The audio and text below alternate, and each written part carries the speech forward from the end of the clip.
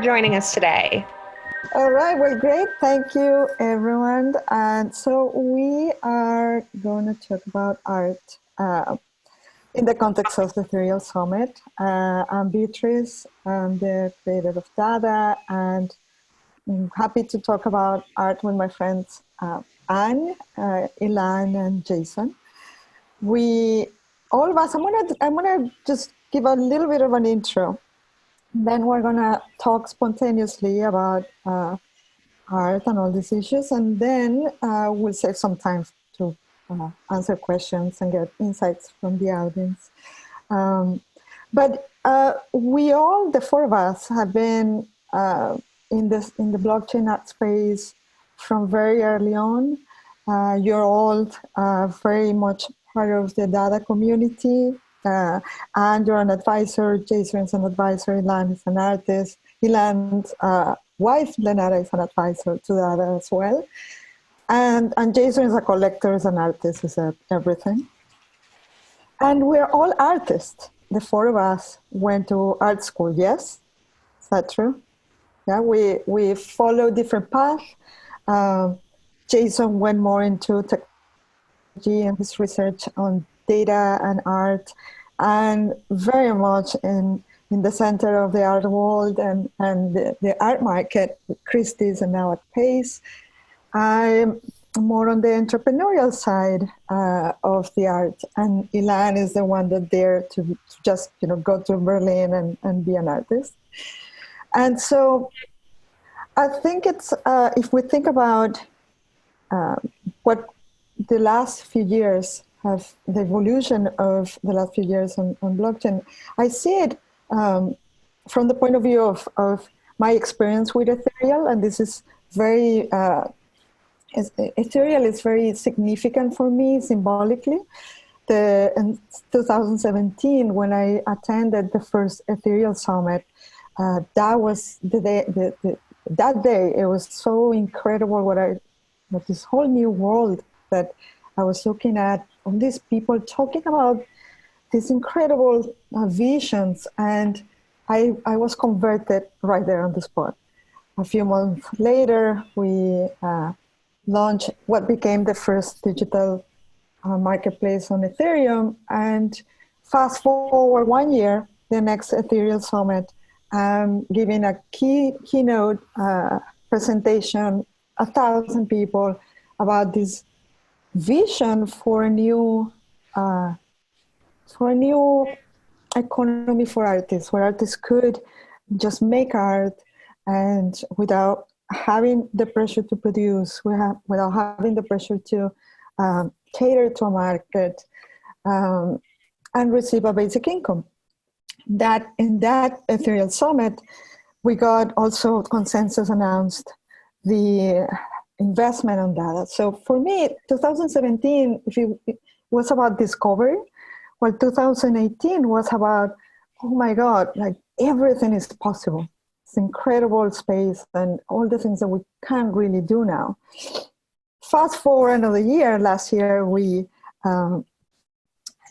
participated at the Ethereal Summit with this piece what we're going to see is the video resulting from that piece, which was a live piece made by 19 artists around the world. It was back-to-back live during the event, and we auctioned the piece, and it was an auction that was made with as the first price auction, the typical auction of that they use in the art market. And our piece was on the stage for 40 seconds only. And so this is a performance, basically. How can you even understand the art in such an environment in 40 seconds, let alone buy it? So for me, that's very symbolic, because 2019 became the year of disappointment.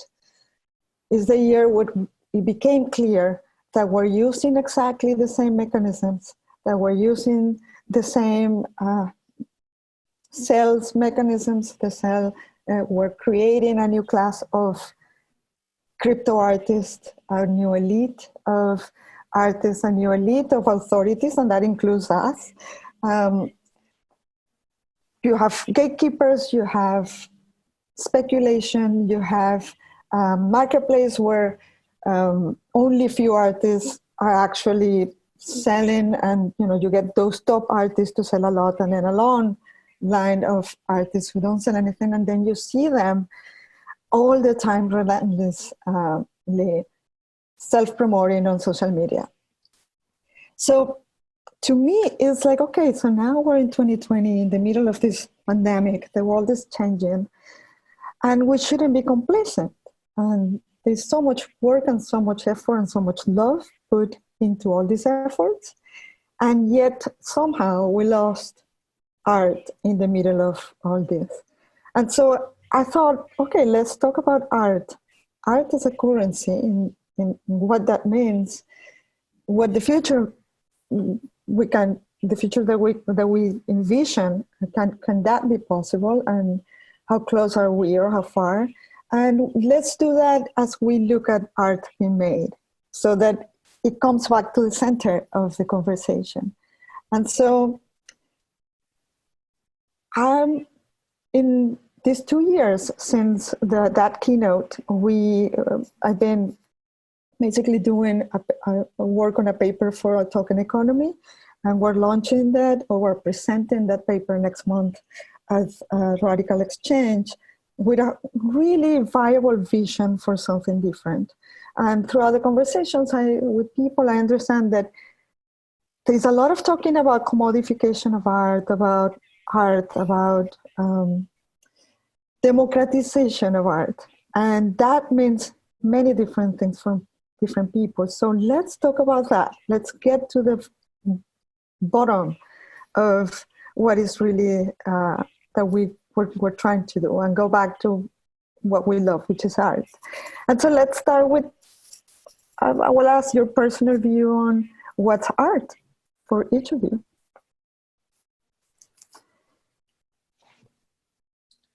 Do you have a sequence you want us to go? No, let's just roll. Yeah, well, I don't have a ready-made definition, but maybe I'll go first, and it'll give other folks some chance to think about it a little bit more. I think for me, art is the unique lens through which we all see the world. I think we're all different, and we all perceive the world around us differently. And we have a desire to synthesize the world around us and share it with other people in sort of meaningful ways that can't always be expressed through words or logic.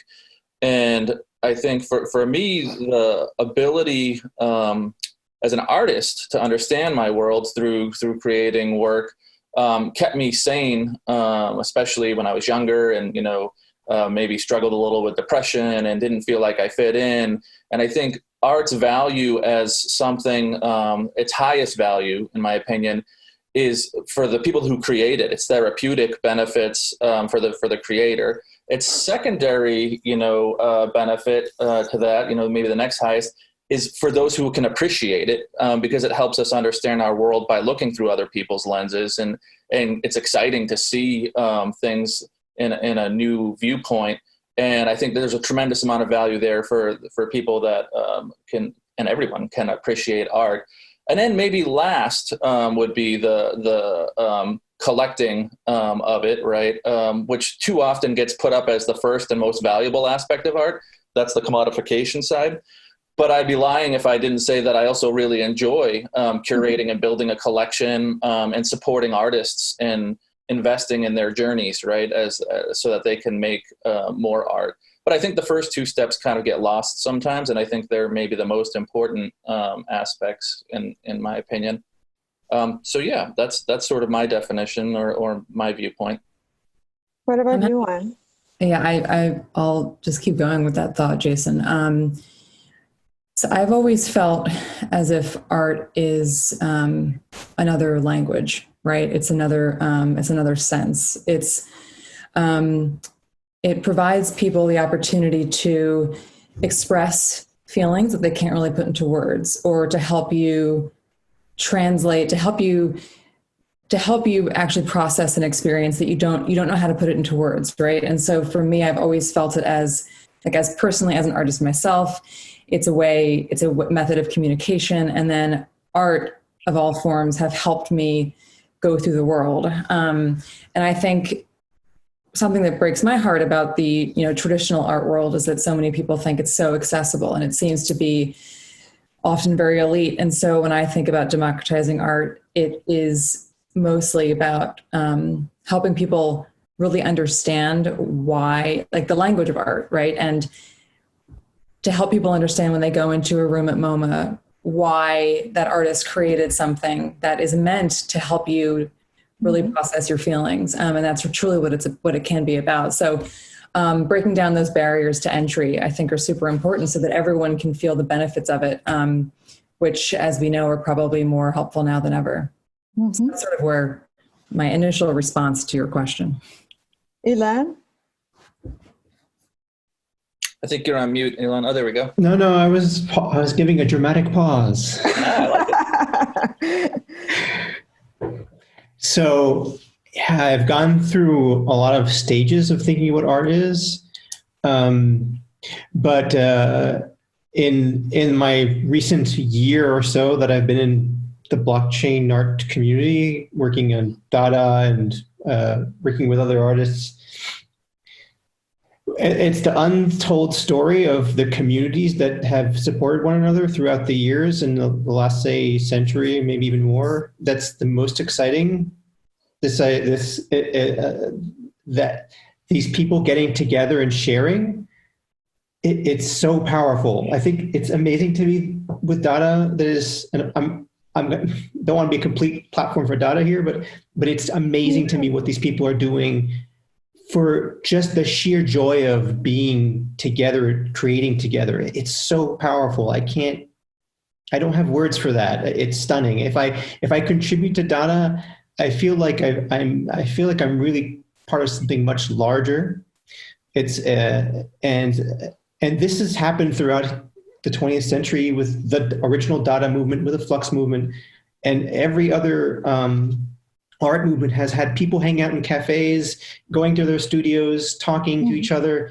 And the current status of, or the current state that a lot of us have been seeing and feeling as artists is everybody's just sitting in their studio and working, solitude. There's part of that too, working in solitude to some degree, but also there's a lot of communication, a lot of moving around, sharing ideas. And it's for me in the last year, it's been a kind of undoing of that kind of like, I have to just do my thing and it's a dog eat dog world. And DADA has really changed that perspective. And the thing is the digital really was the strong desire to reach out to people. I mean, I live in Berlin and there's tons of artists here, but actually the people I spend the most time with right now are people on the blockchain art scene, because everybody's they're like kids with toys, like I got Legos, and you got Tinker Toys, and let's just go. Yeah, it's so refreshing. And I can also see what Beatriz is talking about. So I think that for me right now, this art is about community and sharing and communicating and encouraging one another. I think that's really where the energy is for me now as art. That's what art should be now, because I think that changes throughout history. Mm-hmm. No, but I think we all have the same sense, right? At the end, I agree with Jason when you say that and when you say that is the experience of the artist first, because I do believe that an easy way for me to differentiate art from commodity is not necessarily if it's sold or not, is whether it was made primarily to be sold, or whether it was made because she just needed to get it out. And so that's a big difference. So how we think about that when we design these new systems, especially when we have a currency and money in the middle of it, that is important to think about. Because when it's really pushed by the markets, then you get a different outcome. And that's not possible anymore, what we're talking about, because people have to survive, and it's not people's fault. We have to find a way, and if those are the rules, then you have to play through those rules. But if we go back then to the significance of it, so when you hear art as a currency, what does that mean for you? I don't know if we're going to go in the same batting order or not, but it makes me throw up in my mouth a little bit. I think that that's somewhat natural. I mean, currency is this capitalistic thing that we have to do, or we think we have to do to survive. And it's it's such a have to do word for me. It's the things I have to do to keep my family going and to pay my rent. And art is the want to do, right? It's the thing that I want to do. And I think my mom, who's an artist as well, sometimes she's always looking out for my emotional well-being. And she's like, how come you spend so much time writing and thinking about, blockchain and economies and art and things like that and not really that much time at all making art anymore? And it's a great question. And I say, well, those things don't inherently interest me, but I couldn't make it as an artist. I went to art school and I wanted to find a way to make it as an artist, and there were no systems to support me, right? And now that I'm older and in a slightly better position, I want to use some of my spare cycles, not because it's fun. It's certainly not more fun than making art or enjoyable or therapeutic, but because I feel obliged to try to explore and investigate systems that can help support other artists, because it's such an important part of my life and it's made my life so important. So I don't know. It's a yucky thing to think about art and currency for me, and I think for a lot of artists. But if we don't address it and we keep it, and the old school method is just sit there and hope you get discovered or whatever, that doesn't really work. We know there's a very small amount of collectors spending lots of money on a very small amount of artists as a general model for the global art market. And I'd like to see a large amount of people spending small amounts of money on a large amount of artists and flip that. And I just don't know how to get there yet. Mm-hmm, mm-hmm. Well,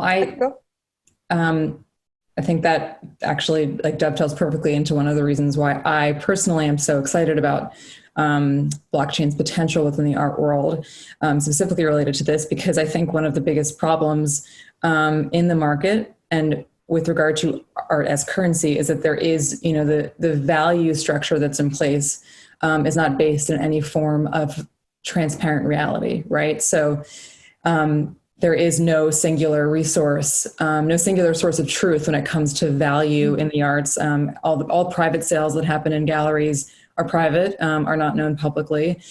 So the data with which a buyer could, would use to make a wise decision about what to purchase or not to invest in, it doesn't exist, right? So it's just a system that's entirely been built on trust, which becomes increasingly hard as so much of the art world evolves digitally. And so, I personally, I know that, I'm amongst friends here, so I know we're all in agreement that if, from a starting point, if we have to talk about the currency of art, a good place to start when utilizing blockchain would be to start to create a registry for these works that are traded so that people could genuinely know the value of what they're even thinking about. And if value were grounded in a transparent reality, then at least I feel like we'd have a better starting place, if that makes sense. Mm-hmm. So that's something that I think about. It's interesting. Transparency. I would just add that it's interesting that because what you say, the art world is so opaque that if you walk into a gallery and you can't really buy the best works in New York and London, right? They won't sell it to you. But for that reason, art auction houses feel they're democratizing art because anyone can bid on them, right? Even if we're talking about a very small segment of the population that can actually buy it, it feels like it's democratizing because it's so opaque. So it's interesting. I'm thinking about this idea of currency, and like we tend to, in the current structure of things, we can think of it as a store of value, but actually it's something that should flow. And so when you're alive as an artist and you're creating things, you're creating you're basically in the sort of parlance of the internet celebrity, you're streaming. You're creating you're creating constantly. Like that's what you should be doing anyway. Mm-hmm. And if there's so much being created, then a lot of it could be shared or transacted, or basically like I wrote it today this morning. I was trying to figure out how to talk to people on Instagram about how valuable it is if you just buy some of my small works that I tokenize. You're supporting me to make more of that you enjoy, and finally got to word it correctly so that the person who I know loves my work, lives in New York, was like, okay, we need to talk on FaceTime, And so that's interesting. That's an interesting way to go about it. I don't think that is the larger solution to the problem, I think it's a point of interest of people participating in a very large structure, and how do we balance those things. I start to think, I've been thinking the last few days or last week about this thing as there needs to be like a tax. If there's going to be people making lots of money with this art, making art on the blockchain, and there's people who are not making less, then maybe we need to do some kind of taxation. I don't know, like that seems a little bit, it gets tricky, but it's something we should talk about. I think it's interesting actually to also see, like, the thing about the blockchain is you see who's making lots of money. It's not longer hidden anymore. It's like, and some people are like, look at me, girl, I sold this for like 10 ETH, So it's great to actually see it, and then see also who's not making the big money, and see like, and then for me, I actually like a lot of like sort of other platforms where there's less, where there's things going on that are not bringing all the focus. And I feel like there's a little gems that I can go around and, and just spend a little bit here, a little bit there, and I'm supporting someone that I know directly who really appreciates it. That's more powerful for me because it's totally transparent. Like this morning I bought something from someone and they were like, they were so happy and grateful. And I felt like I was rewarded for buying. It didn't just feel like, it didn't feel like just a transaction. I didn't just buy a hamburger. I mean, in fact, I buy a hamburger. I like to show my appreciation. I bought a hamburger from the person who made it, especially if it's very good. So yeah, I think. But it's very interesting. But at the end, it's again. I think what we have to challenge. This is our whole proposal: is we're not going to be able to change anything unless we think different about value and dynamics of how we transact that value. And so if it's not possible, I think it's almost absurd to expect the blockchain to produce anything new when we're using the same market mechanisms. And we can't expect the same new results. So we have an opportunity. I think art as currency, to me, currency is not equal to money. Money is currency, but currency doesn't necessarily means money, right? So what are the different, can we value what you're saying, Ilan, which I'm with you? Can we value the collaboration? Can we value the abundance in art? Can we value that moment in which you bought something and you felt great? Can we value that instead of the price and this? What you're describing is this, they're called star systems. And you know what this, Jason, right? Like you have a list of top, in this case, let's say artists who are selling the most.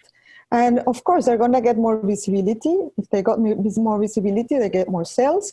If they get more sales, they get social proof. People think they should buy those because those are the ones that other people are buying. And so it becomes this exponential growth on a very few amount of people and a long, long tail of people who just tries, and there's no way. And it's the system. Have nothing to do with talent, have nothing to do with art. It has a lot to do with how lucky you are in terms of, very small things that make a difference. And so we have to change the system. And one thing that I've learned through this research is that the star systems do this thing. There's only few people who reap most of the rewards. But you can actually aggregate the same data and sort it in a way that you get a bell curve, which is what you get when you have a strong middle class. And we don't have that. Platforms in general, they produce Facebook, YouTube, they produce winner-take-all-market star systems. And so we have to think about that if we want a different result. We have to change the way we code. We have to change the way we sell. We have to change the way we buy. We have to change the way we create. We have to flatten the curve.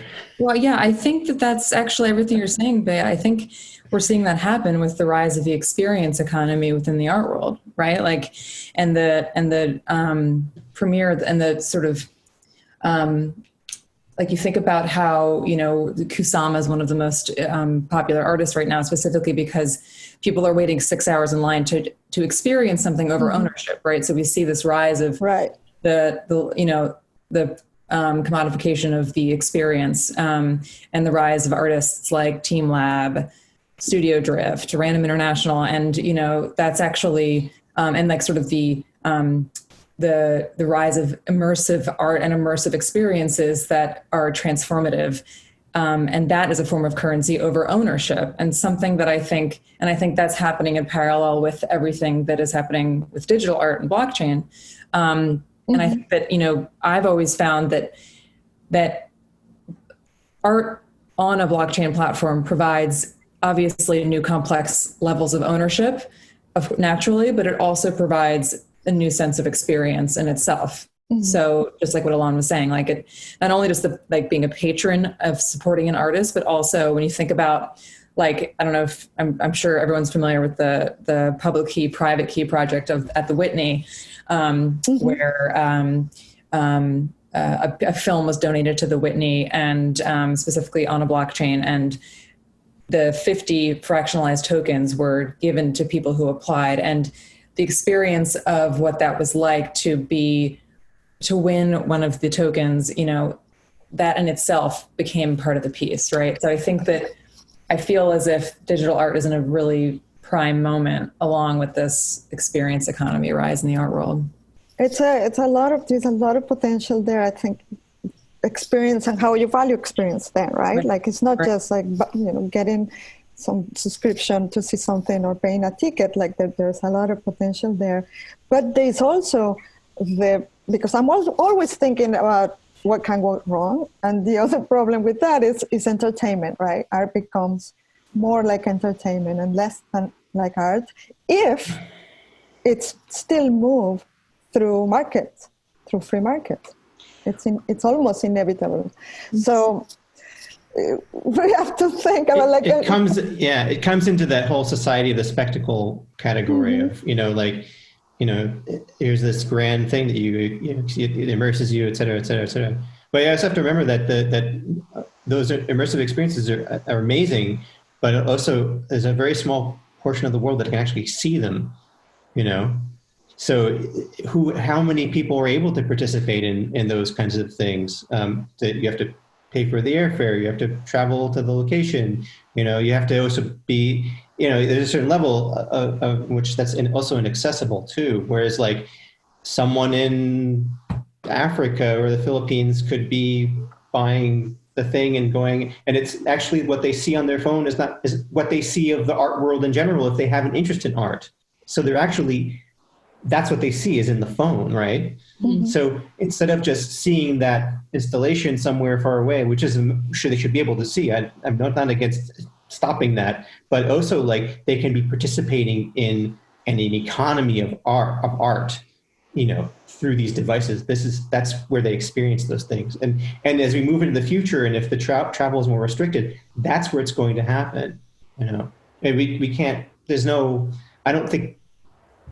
That's where I see it going, really, in terms of where art experiences are going to be, unless it's people being inspired, seeing what other people are doing, and doing those things in their own communities.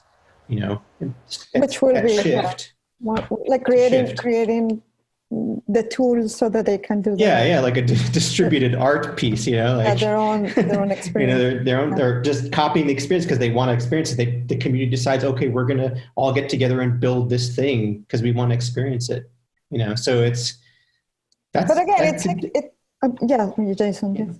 Yeah. Oh no, I was just going to say, I think part of flattening the curve is sometimes people, large numbers of artists that I know simultaneously kind of don't like the traditional, what we think of as the art world, but also would like would like to be part of it. But I don't think it's helpful to think of as the existing art world as right or wrong. I think we can build a new one.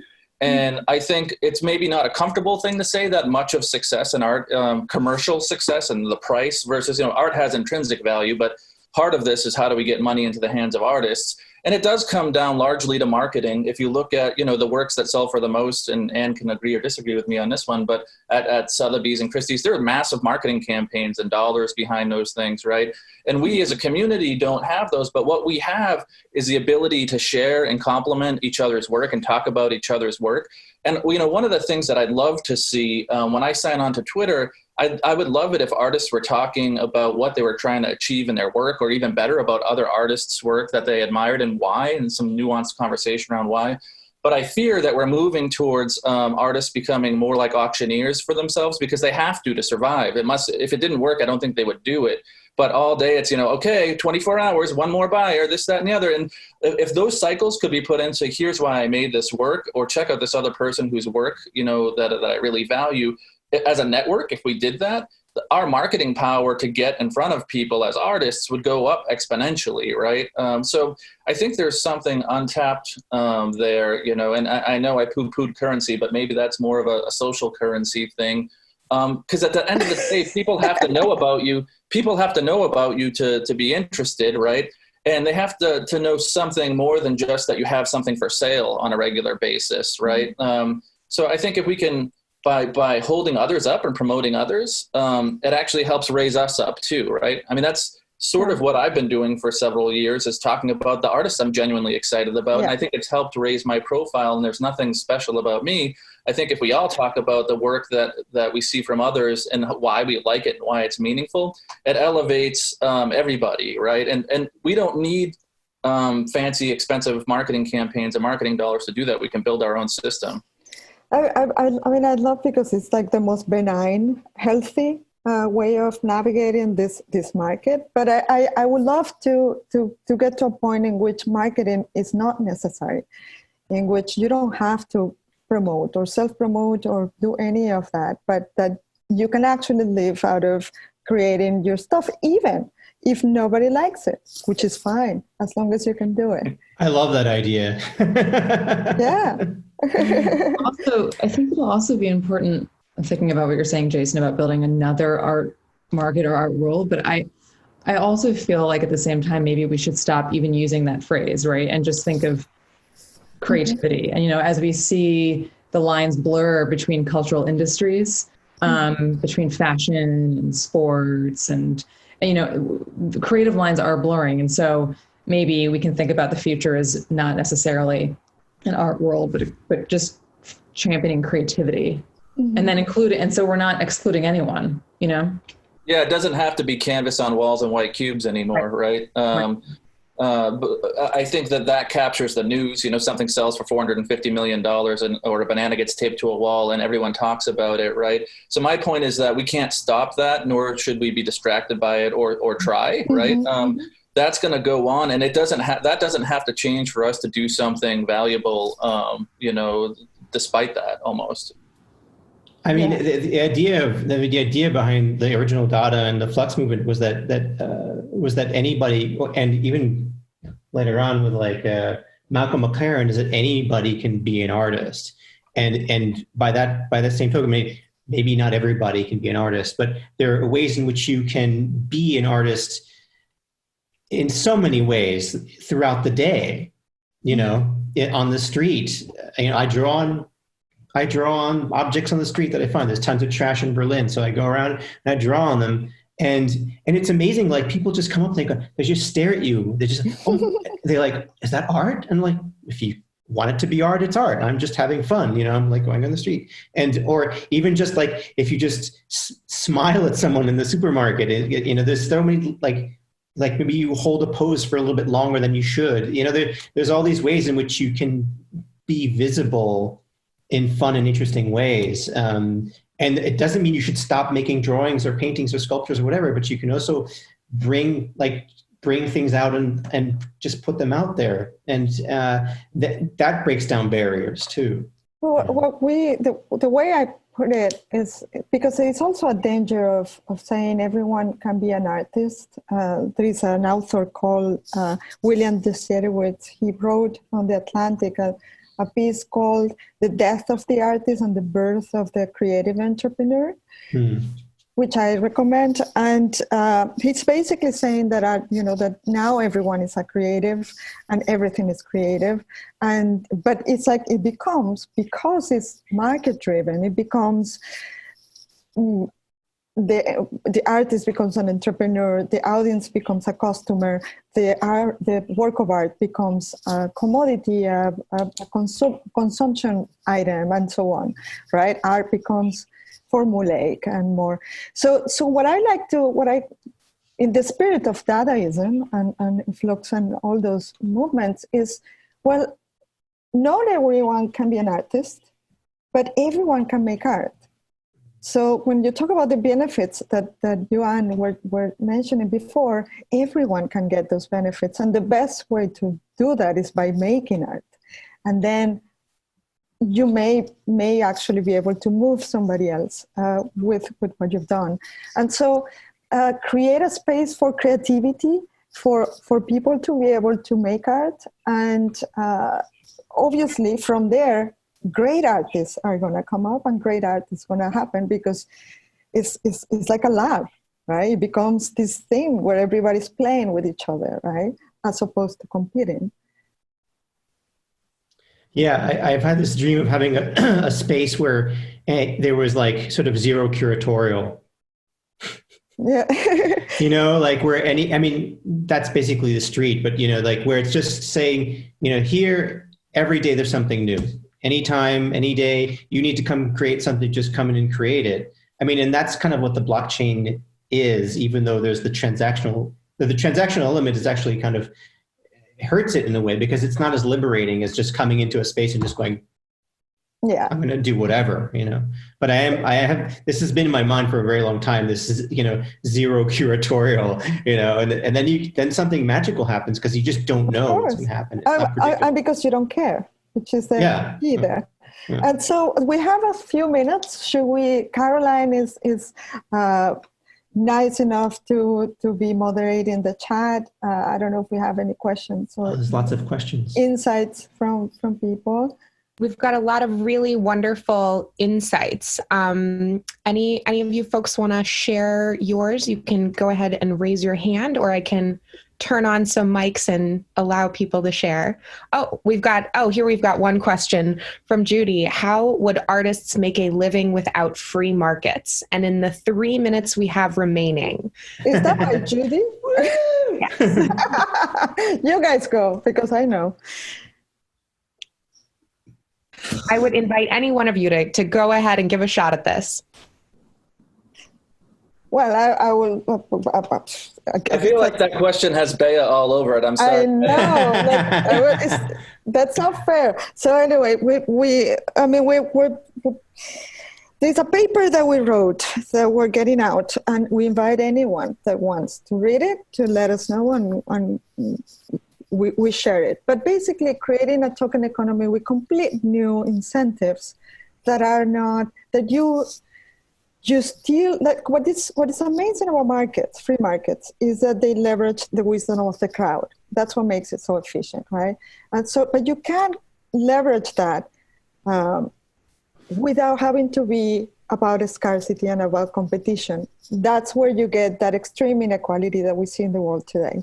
So you can leverage that with different incentives, and the incentives will be collaboration and will be abundance.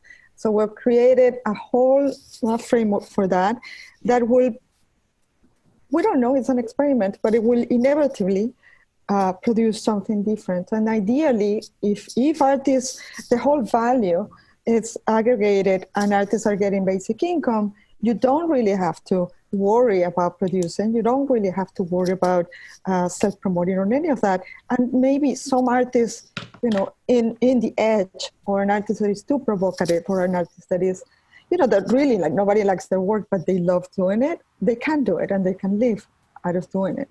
And so that is our goal. And for that, you just have to completely separate the markets from from art. We have to be. We call it the invisible economy because it's invisible. And with that, I'm going to thank all of our illustrious panelists here today for joining us, and thank all of you in the audience. We have to part ways now, but appreciate all of you joining this year's Ethereal Virtual Summit and look forward to seeing you later on in the afternoon. Thank you so much.